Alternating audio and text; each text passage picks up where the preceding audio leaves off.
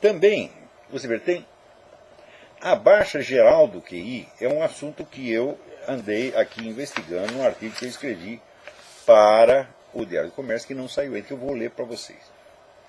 Chama o Novo Imbecil Coletivo. Quando entre os anos 80 e 90 comecei a redigir as notas que viriam a compor o imbecil coletivo, os personagens a que ali eu me referia eram indivíduos inteligentes, razoavelmente cultos, apenas corrompidos pela autointoxicação ideológica e por um corporativismo de partido que, alçando-os a posições muito superiores aos seus méritos, deformavam completamente sua visão do universo e de si mesmos. Foi por isso que os defini como, aspas, um grupo de pessoas de inteligência normal ou mesmo superior que se reúnem com a finalidade de imbecilizar-se umas às outras, fecha aspas. Essa definição já não se aplica aos novos tagarelas e opinadores que atuam sobretudo através da internet e que hoje estão entre os 20 e 40 anos de idade. Tal como seus antecessores, são pessoas de inteligência normal ou superior, separadas do pleno uso de seus dons naturais pela intervenção de forças sociais e culturais. A diferença é que essas forças os atacaram numa idade mais tenra e já não são bem as mesmas que lesaram os seus antecessores. Até os anos 70, os brasileiros recebiam no primário e no ginásio uma educação normal, deficiente o quanto fosse. Só vinham a corromper-se quando chegavam à universidade e, em vez de uma abertura efetiva para o mundo da alta cultura, recebiam doses maciças de doutrinação comunista, oferecida sob o pretexto, àquela altura bastante verossímil, da luta pela restauração das liberdades democráticas.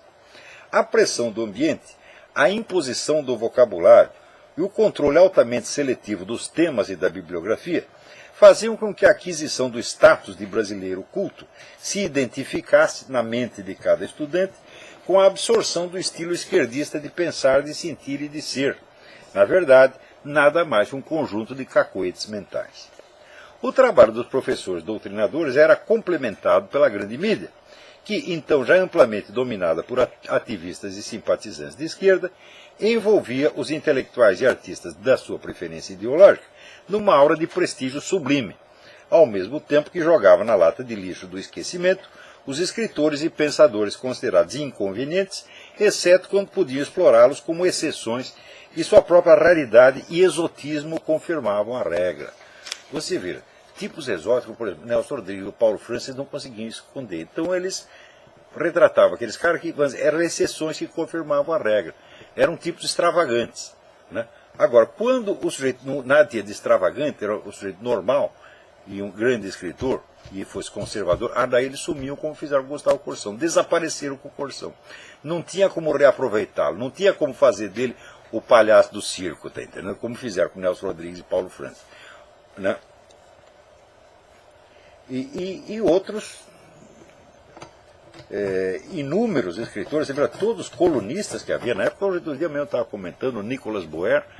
Nicolas Boer era um padre húngaro que escreveu um livro, passou pelos Estados Unidos, aqui escreveu um livro importantíssimo sobre a vida do cardeal Mindszenty. Cardeal Mindszenty é aquele que ficou 20 anos em prisão domiciliar na Hungria.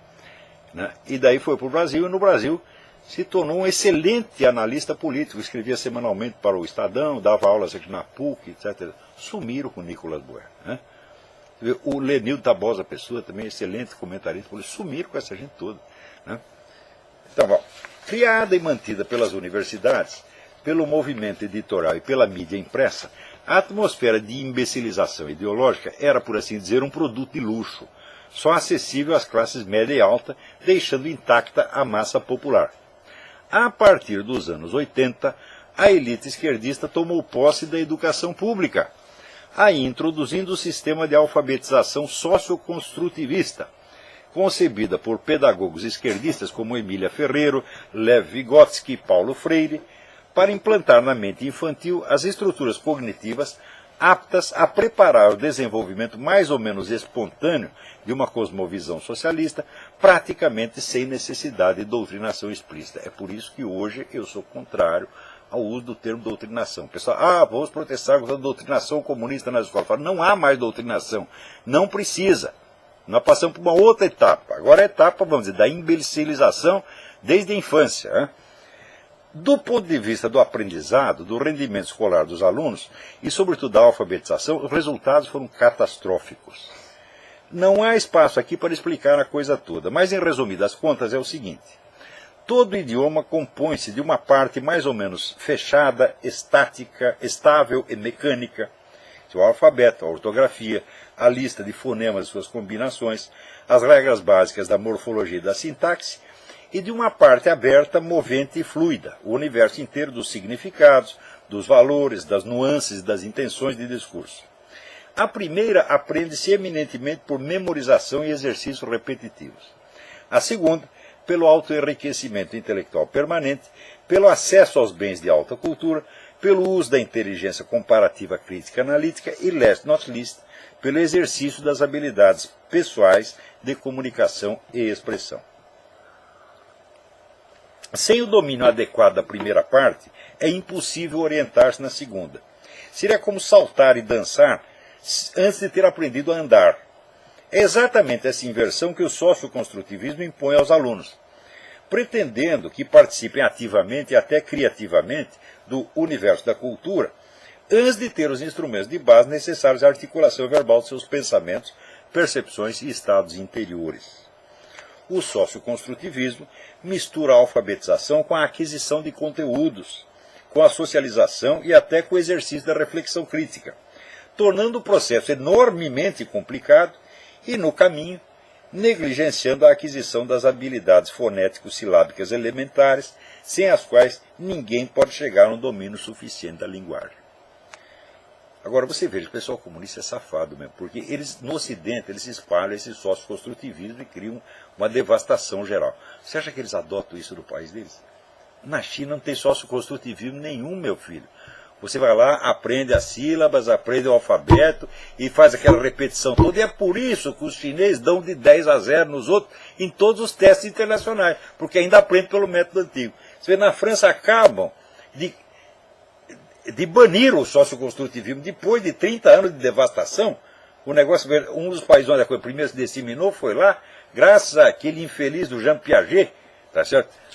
Que o Jean Piaget é um dos cretinos mais sofisticados do universo.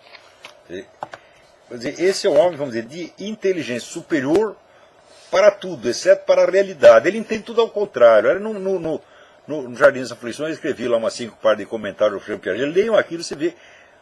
Assim, é uma coisa que é tão imbecil que ele diz, mas tão, não é possível um psicólogo falar uma coisa dessa. Né? Então,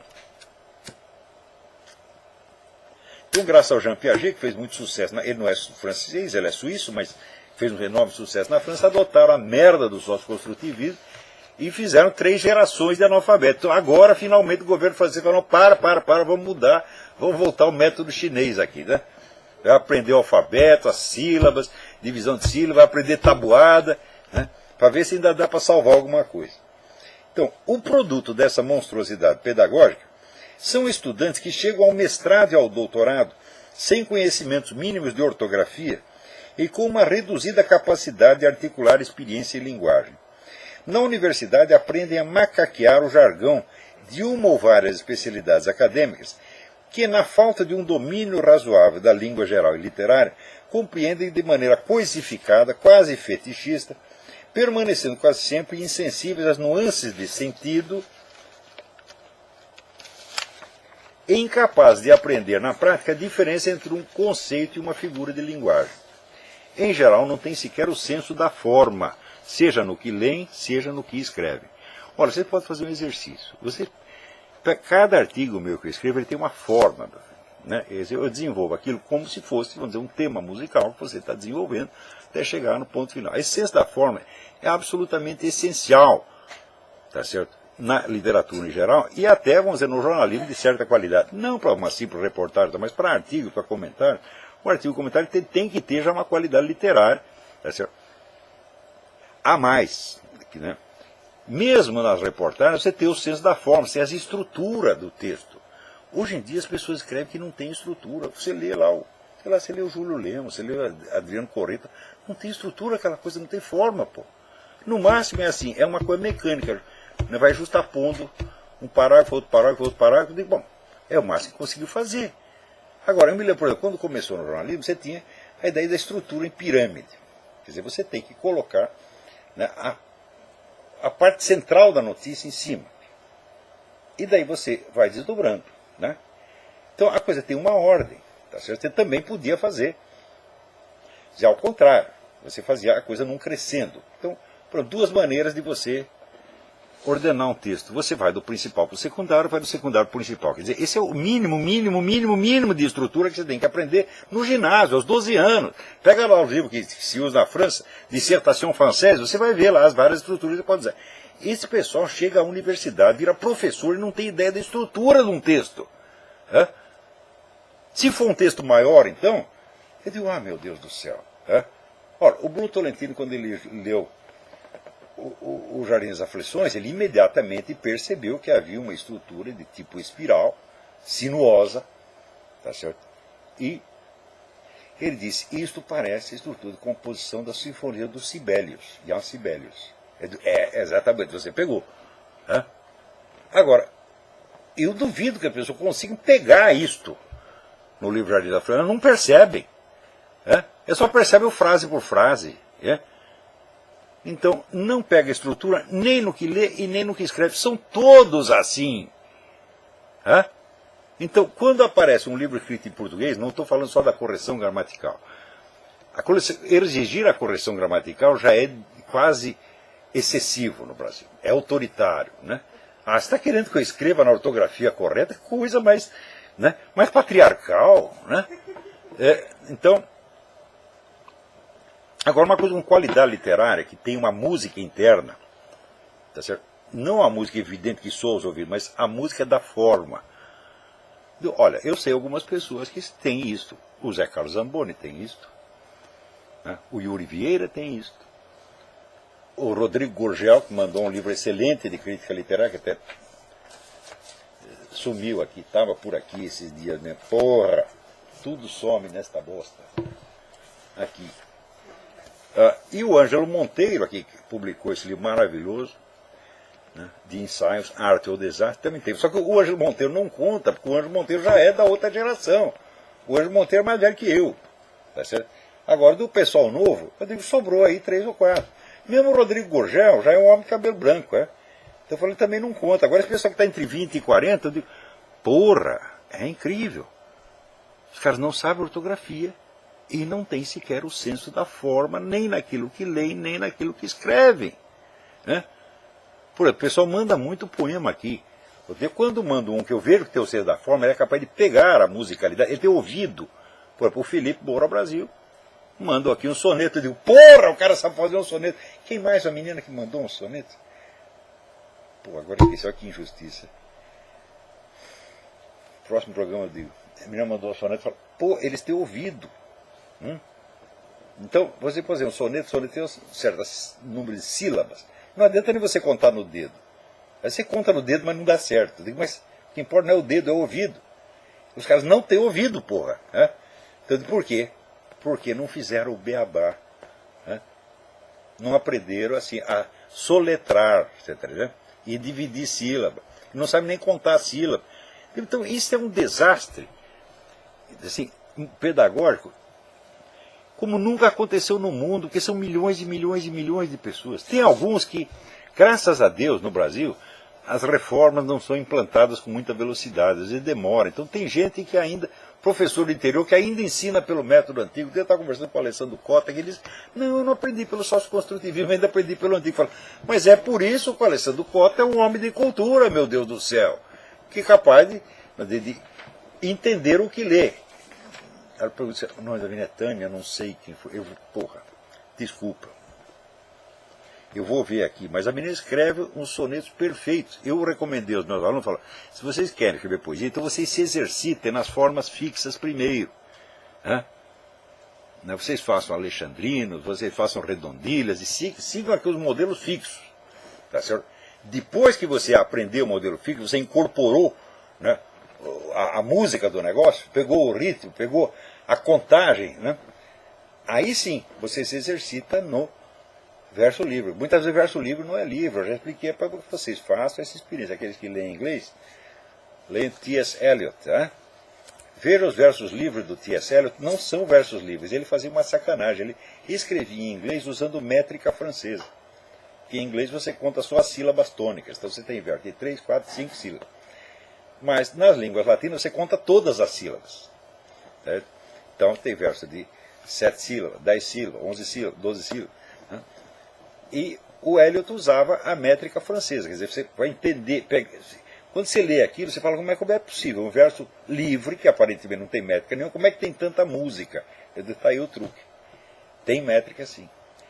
Tem, se você lê o Zé Geraldo Vieira, aquele maravilhoso romancista brasileiro, ele tem páginas e páginas e páginas de prosa onde está tudo rigorosamente metrificado. É? Então você lê e fala, que beleza, que coisa mais musical, que coisa linda. Eu digo, mas aparentemente é prosa, mas na verdade é poesia. Tá certo? Então, quer dizer, não tem jeito de você treinar na poesia, você pegar a música da poesia, se você não sabe contar sílaba, porra. Né? E se você aprendeu pelo socioconstrutivismo, contar sílaba para você nem sabe que isso existe. Né? Você está lá fazendo a sua criatividade, a sua autoexpressão, né? A sua crítica cultural. Você pega um garoto de 5 anos, manda ele fazer crítica cultural, porra. Né? Ele vai brincar de Paulo Francis, de Zé Guilherme Melchior. Puta que pariu, hein? Quer dizer, é o país do pedantismo, da imitação, da macaquice. Né? Ai, ai, ai. Bom, daí termina assim. Aplicado em escala nacional, o socioconstrutivismo resultou numa espetacular democratização da inépcia, que hoje se distribui mais ou menos equitativamente entre todos os jovens brasileiros, estudantes ou diplomados, sem distinções de credo ou de ideologia. O novo imbecil coletivo, ao contrário do antigo, não tem carteirinha de partido. Isso quer dizer que a turma da direita conservadora padece dos mesmos problemas. Antigamente a imbecilização era só ideológica e começava na universidade. Não, agora a imbecilização não está no conteúdo, está na forma da linguagem mesmo, e começa já na infância, pô, então ninguém escapa. Né? Então, as pessoas não sabem escrever e não sabem que não sabem. Né? Então os caras chegam a ter diploma de filologia, diploma de letras, mas você vê que o cara não tem o senso da forma literária, e não dá para a gente explicar para ele o que é. Né? Só se fizer o desgraçado contar a sílaba, conta, tá vendo como está dando errado? Né? Alguns percebem, outros nem assim. Então, o que adianta discutir com essas pessoas? Eu não posso, no curso de uma discussão, curar o sujeito. Tem uma deficiência mental. Né? Porque isso aqui cria um problema neurológico, meu filho. Né? Eu não posso curar você no curso de uma discussão. Né? Então, eu não posso provar as coisas que eu estou dizendo, porque você não tem capacidade de você apreender o que eu estou dizendo. Você vai entender outra coisa, no outro nível, fazer uma confusão dos diabos, e vai ficar muito brabo com o que eu estou falando. E as pessoas sempre ficam brabinhas, né? Então, discutir não dá. A curar você também não dá. Então, o que eu posso fazer? Posso mandar você tomar no cu. Por que eu faço isso? Porque daí talvez você fique chocado, e daí a sua raiva aumenta. Quando a sua raiva aumenta, tá certo? Você entra num estado, né, de crise existencial. E talvez na crise existencial você diga, opa, talvez o errado seja eu, talvez eu deva tentar. Né? Não mudar de ideia, não estou querendo mudar a sua opinião, desgraçado. Né? Eu estou querendo que você entre num plano de normalidade humana, porra, de sanidade. Tipo, seja feliz e não enche o saco. É isso que eu quero. Né?